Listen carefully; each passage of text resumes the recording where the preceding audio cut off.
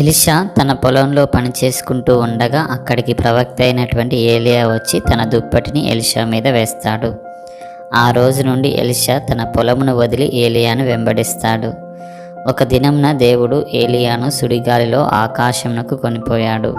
అప్పటి నుంచి ఎలీషా ఇజ్రాయేళ్లకు ప్రవక్త అయ్యాడు. ఏలియా తన నుండి వెళ్ళిపోయినందుకు ఎలీషా విచారించినను అతడు ఏలియాకున్నటువంటి శక్తిని ఇమ్మని దేవుణ్ణి ప్రార్థిస్తాడు.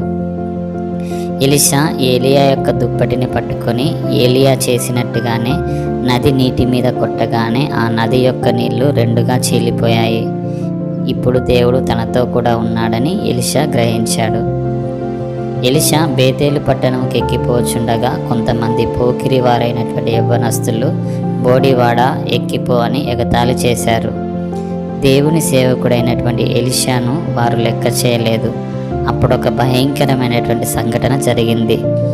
2 ఆడు ఎలుగుబంట్లు అడవిలో నుండి వచ్చి వారిలో 42 మందిని చీల్చివేశాయి.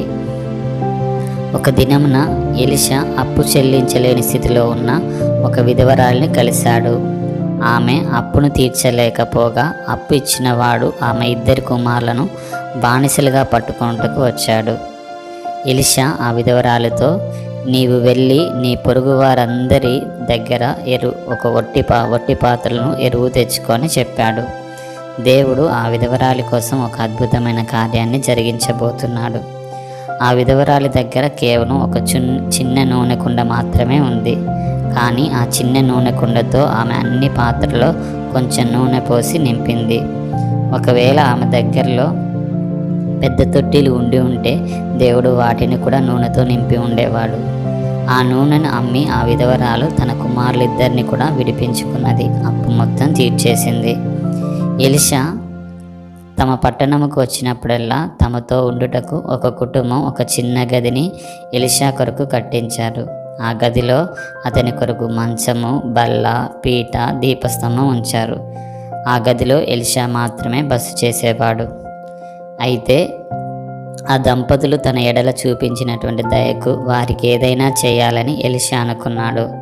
వారికి పిల్లలు లేరని తెలుసుకొని ఎలీషా ఆమె నమ్మలేనటువంటి ఒక విషయాన్ని చెప్పాడు. మరుసటి సంవత్సరం ఈ సమయానికి నీ కౌగిటిలో ఒక బాలుడు ఉంటాడు అని చెప్పాడు. ఎలీషా చెప్పినట్లుగానే మరుసటి సంవత్సరం ఆమెకు ఒక కుమారుడు జన్మించాడు. అయితే కొన్ని సంవత్సరాలైన తర్వాత ఆ బాలుడు తన తండ్రితో కలిసి పొలముకు వెళ్ళాడు. తనకు తీవ్రమైనటువంటి తలనొప్పి రావడం చేత ఆ బాలుడు ఏడ్చాడు. వారు అతని తల్లి వద్దకు తెచ్చినప్పుడు మధ్యాహ్నం వరకు తన బిడ్డను ఆమె తన ఒడిలో ఉంచుకుంది. తర్వాత ఆ బిడ్డ చనిపోయాడు. అప్పుడు ఆమె తన బిడ్డను ఎలీషా గదిలో మంచం మీద పెట్టింది. ఆమెకు ఎవరు సహాయం చేయబోతున్నారని మీరు అనుకుంటున్నారు? ఎలీషా అని అనుకుంటున్నావా? అవును. ఆమె గాడిదకు గంత కట్టి ఎలీషా వద్దకు త్వరగా పోయింది. ఎలీషా ఆమె ఇంటికి వచ్చి బాలుని గురించి ప్రార్థించగా దేవుడు ఆ బాలునికి మరలా ప్రాణాన్ని దయచేశాడు. ఇదిగో నీ కుమారుని ఎత్తుకో అని ఆమె బిడ్డను ఆమె చేతుల్లో పెట్టాడు. ఆమె ఎంతో సంతోషించి ఉంటుంది. సిరియా దేశంలో నయమాను అనేటువంటి ఒక సైన్యాధిపతి నివసించాడు. అతడు ధైర్యవంతుడై పరాక్రమశాలి అయినప్పటికీ అతనికి కుష్ఠరోగం ఉంది. నయమాను భార్య దగ్గర సేవ చేయుటకు ఒక అమ్మాయి ఉంది. ఆమె ఇజ్రాయెల్ దేశంలో నుండి చెరగొని తోబడినటువంటి ఆ అమ్మాయి నయమానుతో, ఇజ్రాయేల్లో ఉన్నటువంటి ప్రవక్త దగ్గర మీరుండాలని నేనెంతో కోరుచున్నాను. అతడు మీకు కలిగినటువంటి కుష్ఠరోగమును నయం చేస్తాడని చెప్పింది. అప్పుడు నయమాను బంగారమును, వెండిని, ప్రశస్తమైనటువంటి వస్త్రములను తీసుకొని ప్రవక్త యొద్దకు బయలుదేరాడు. ఎలీషా సేవకుడు బయటకు వచ్చి నయమానుతో, నీవు యోర్దాను నదికి పోయి 7 సార్లు స్నానం చేయము, అప్పుడు నీవు శుద్ధుడవగుదు అని చెప్పాడు. అందుకు నయమాను రౌద్రము తెచ్చుకొని సిరియా దేశంలోని నదుల్లో స్నానం చేసి బాగుపడలేనా అనుకుని తిరిగి వెళ్ళాడు.